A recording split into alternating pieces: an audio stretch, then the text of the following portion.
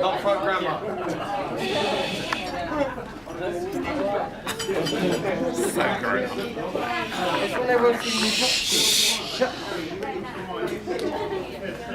Should be. People waiting.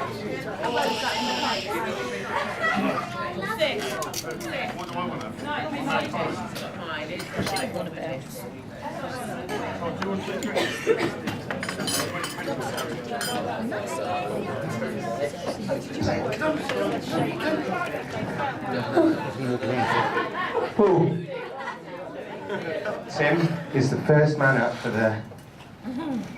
Well, it's his turn to do the speech first, sorry. Lost my words already.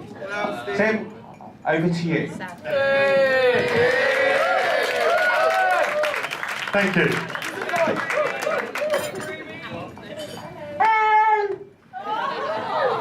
Right, thanks everybody for coming today to celebrate this long-awaited day. I would like to thank all the family and friends who have helped to make this beautiful day. Why here, you might ask? Well, Sam, Mac and me spent many years here when they were little kids, and many evenings probably asleep in the back of the car while I was in here having a crafty pint. I thought it was part of their social education, but It was. yeah. This is where they met Katie for the first time, before me and Katie were together, and this is where we said goodbye to Sam. So it seemed only fitting to, thank you. So it seemed only fitting to start the next chapter of our lives here. Where am I? I've lost myself now. And the first time. Yeah. Oh, and I met Steve here as well. That's when he was a bit of a gigolo in his day.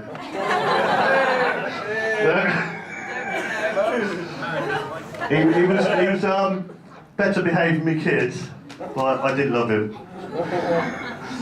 Well, thanks to Steve being my best man. That's such short notice, mate. I really appreciate it. And if you want to send me an invoice, 60 days credit, I'll sort it out, mate. Right, moving on to my son Mac. Thanks, Mac, for accepting Katie. Yeah, good job. Has been part of our lives, and being with you and me, Sam, has been great. Sam wouldn't have believed this day today, because he was dead sure I was never going to get married. Rat through wrong on one thing, didn't we? But in Sam's final years, as you know, he did all the junior dues, he did the Christmases, the parties, and it was all I could do to drag him away from the gambling table, and I used to have to leave him there. And he used to have to escort Katie home of an evening after I'd already took the kids home. Right, Mum, thanks for helping me with the boys. I couldn't have done it without you guys. You and Dad have been great, to help me with Sam and Mac all these years. It's been great to have Dad here, especially as he's, sort of dodging a Grim Reaper at the moment. It's only a matter of time, isn't it?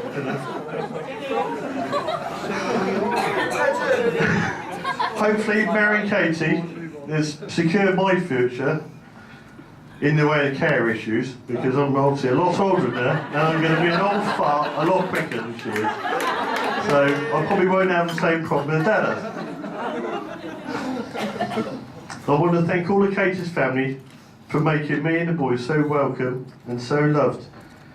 And I must thank Pete and Susie for letting me marry their beautiful daughter unconditionally. Except to me and to their family, I love you both. Now on to Katie, or the missus. She has supported me through the bad times and through the good times, and she showed me how to love and to be loved, and she showed me how to cry and not be ashamed and still be a man. I'm sorry I've made you wait for this many years, but my most amazing events in history, they come around every now and then, and they're worth waiting for, aren't they? Well, hopefully anyway. Yeah, where are we? From the first time well, to be fair, perved on you walking past us.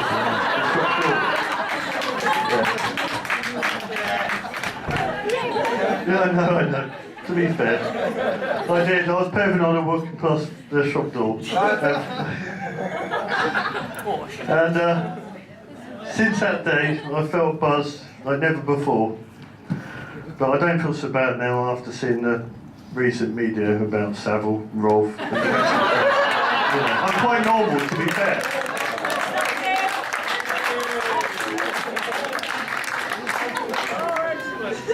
Finally, you must know me and Katie are essential to each other.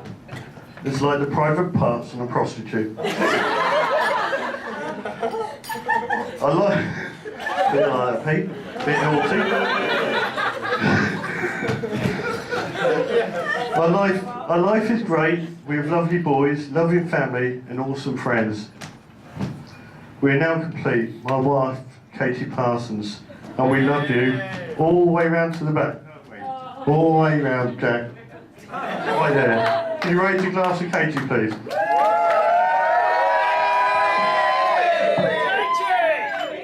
Mrs. Parsons! Jealous! G-Mark!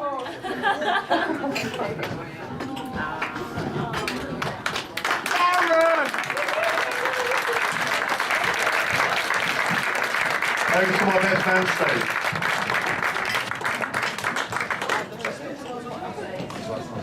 Yeah, I know, that was... Now I'm a little bit worried. Over to Pete now, he's ready and shaking.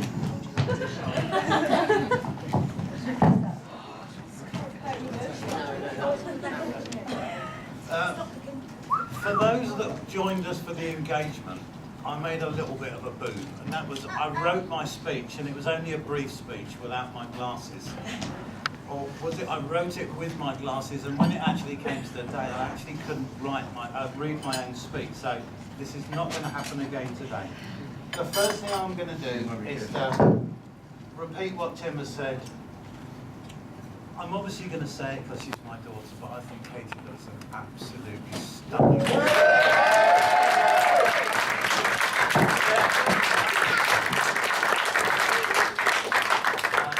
It would be very wrong of me not to mention how cute Georgia looks.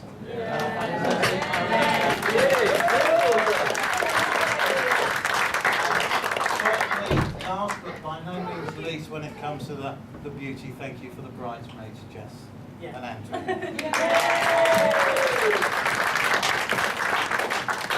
I don't know if you're aware, but Susie and I share the same names with Tim's mum and dad.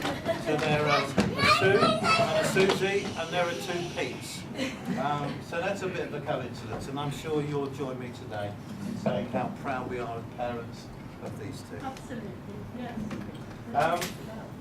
When Tim was speaking, I was looking around, as I've done a number of times, yesterday and this morning and again today, to try and stop for a moment and take all of this in. I can't quite believe it's happened. I'm not going to go on about the 15-year jokes, I've already done that at the the room in this very atmospheric place looks stunning. The tables look absolutely beautiful. An enormous amount of work has gone in over the last 9-12 months to put today together.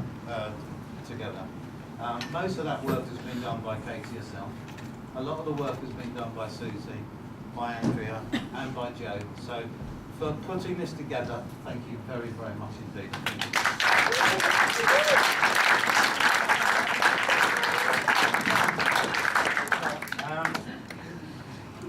I must apologise to Tim's mum and dad. We've got two daughters. I'm sure that you consider some of the things that we've been doing slightly over exuberant. But we have two daughters. You're blessed with 3 sons and 1 daughter. We've been playing dressing up games, not me personally.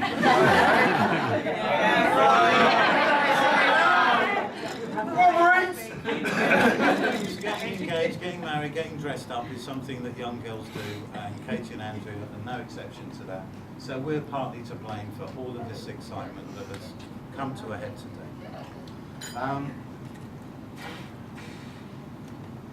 As a very, very brief aside here, there's a number of table decorations that weren't purchased, they were hired. So those that want some souvenirs, if you don't mind, could you not take the ones that are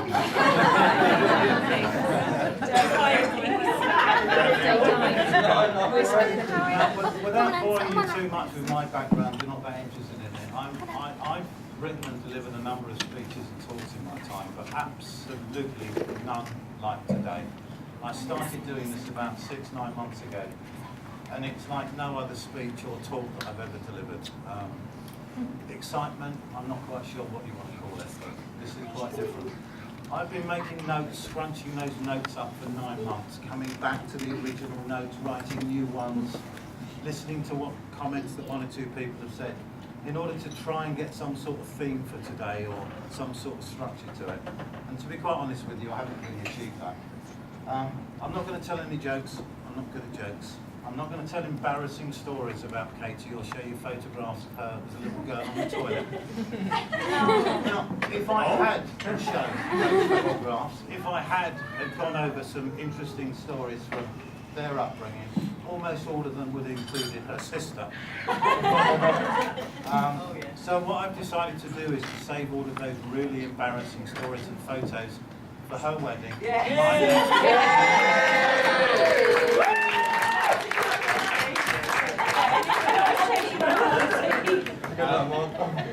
So, what am I going to do? I'm just going to tell it to you as it is. I'm going to tell you the truth. I'm going to tell you how I feel and how Susan feels. I haven't found it particularly difficult, and I'm talking about the past here. I'm not talking about the recent past.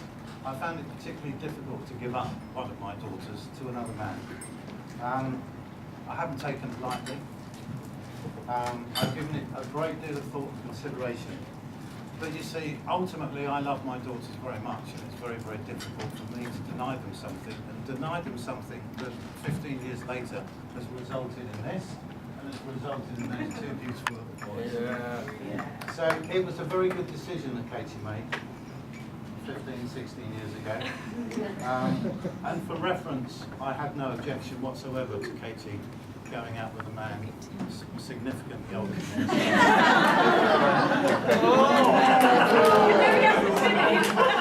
I'm sorry, I apologise. Significantly older than probably something that influenced my decision is one of my first girlfriends at the tender age of 16 or 17 was a 33-year-old woman. So having been in that position myself, the last thing in the world I was going to do was to deny my daughter that pleasure.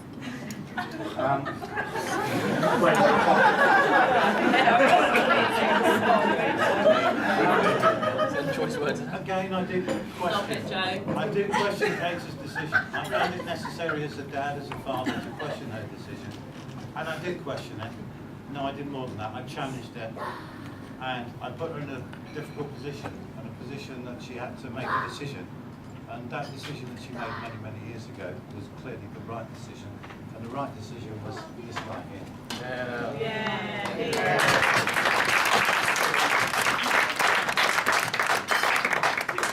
It's not very often that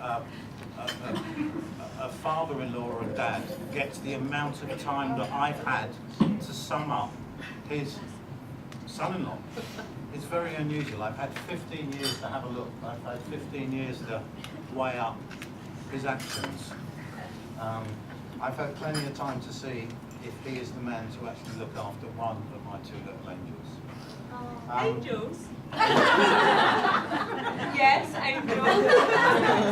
Yeah, Snake's not. I am. Raymond's not called me once today. Found a drinking partner all the way. Over those years, I've got to know Tim very well, and he works very, very hard indeed. I've also got an enormous amount of respect for Tim. He's ambitious, he's resourceful, clever, streetwise, as well as having the ability to care for other people outside of his own family. He's a great dad, and from what I can see, he's a very, very good son. I'll turn the blind eye to the high-powered motorbike that's tucked away in the garage. He's too scared. That race in the family. He seems to have a love of all things very, very fast. He also goes to the pub every single night. And almost a teetotaler. I think that's disgraceful. You can't have everything.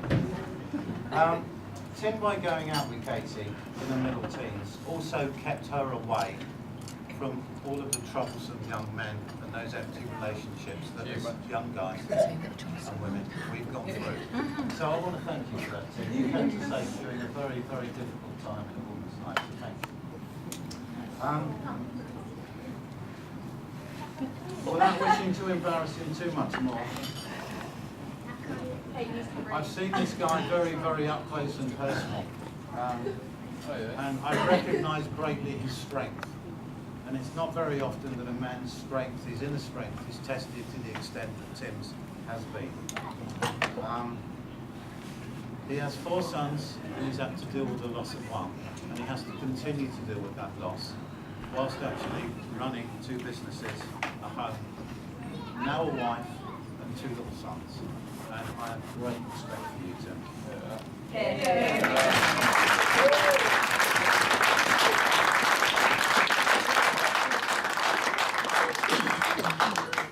When all is said and done, all Susie and I, all Andrew really want of our daughter and our sister is for her to be happy.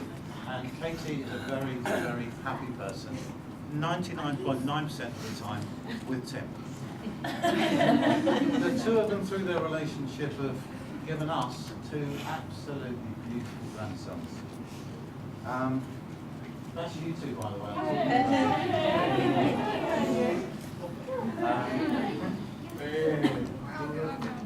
Today, all of your work from today, what this has meant to Susie and I, and to friends and family, make us very, very proud indeed today.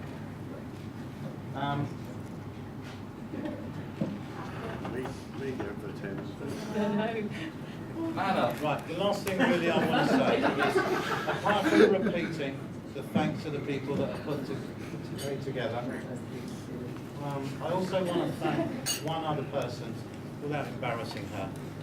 33 years of marriage, 1 woman. I've been totally and utterly faithful for 33 years. And I want to thank her, for my daughters, and say thanks. I love you.